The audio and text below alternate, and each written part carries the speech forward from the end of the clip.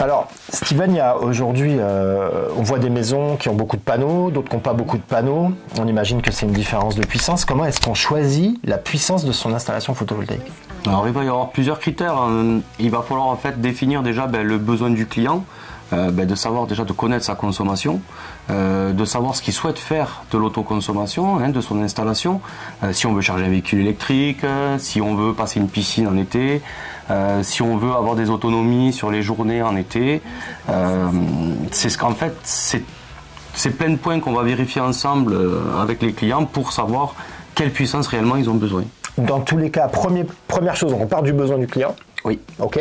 Et deuxième chose, après, on part de sa toiture.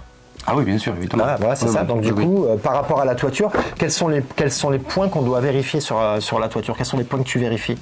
Aujourd'hui, vu qu'on est sur des installations en surimposition, il faut être sûr que le support soit propre, donc que la tuile ait été entretenue, qu'il n'y ait pas de tuile, que les tuiles n'aient pas 50 ans, parce qu'on sait très bien qu'une tuile ça dure pas des millions d'années. Donc quand on pose une installation pour 40 ans, il faut s'assurer que son support soit propre, quoi. Exactement. Ça c'est un point qui est super important. Moi en tant que couvreur, avant de faire du photovoltaïque, parce que je suis couvreur depuis que je suis né, mais après seulement je fais du photovoltaïque, combien de fois j'ai vu des installations photovoltaïques posées sur des toitures en mauvais état, et au moment de refaire le toit, et qui dépose l'installation? Personne ne veut la déposer, parce que si on dépose l'installation, on perd la garantie. Donc on se retrouve, j'ai vu des toits refaits tout autour de l'installation et une passoire en plein milieu, et des catastrophes. D'ailleurs c'est la raison pour laquelle nous, les couvreurs Occitan, en fait on s'est lancé dans le photovoltaïque, parce que je pense que la première chose à faire, c'est de poser son système sur une toiture qui est saine. Et je pense que nous, en tant que couvreurs, on a ce regard-là sur la toiture. Donc,